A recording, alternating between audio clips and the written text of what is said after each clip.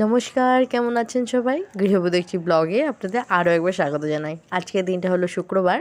এখন সকাল সকাল কালকে রাত্রির থেকে প্রচণ্ড পরিমাণে বৃষ্টি হচ্ছে, এমনকি সকালেও প্রচণ্ড ভারী বৃষ্টি হয়েছে, যা দেখছি চারিদিকে বলার মতন না।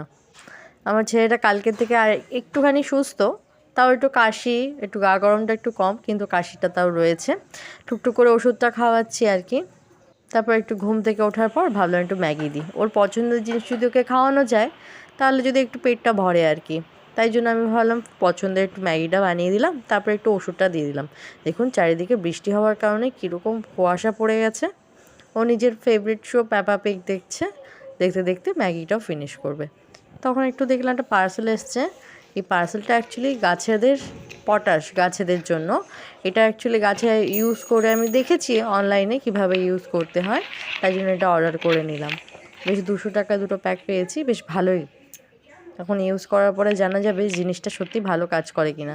সবার তো রেটিংস ভালোই দিয়েছে, আমিও ইউজ করে দেখি এটা কেমন হয়।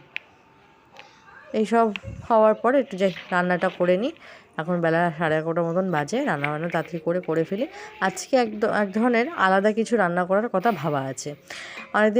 অনেকদিন ধরে দেখছি অনলাইনে বেশ সবাই ঝিঙের ভর্তা বা ঝিঙে বাটা অনেকেই খাচ্ছে। ঝিঙেটা কোনোদিনই আমার বরাবরই ছোটোবেলা থেকে কোনোদিনই পছন্দ ছিল না।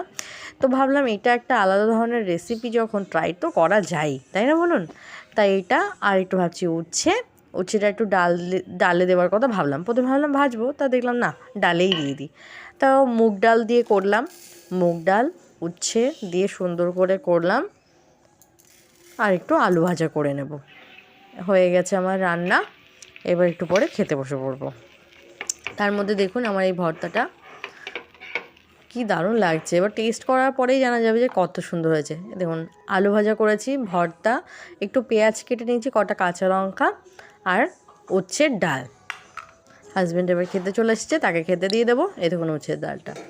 সো আজকের ভিডিওটা এইটুকুই, দেখা হবে পরের একটা নতুন ব্লগে। আপনাদের কেমন লাগলো অবশ্যই করে জানাবেন। ভালো লাগলে লাইক, কমেন্ট অ্যান্ড সাবস্ক্রাইব অবশ্যই করে দেবেন।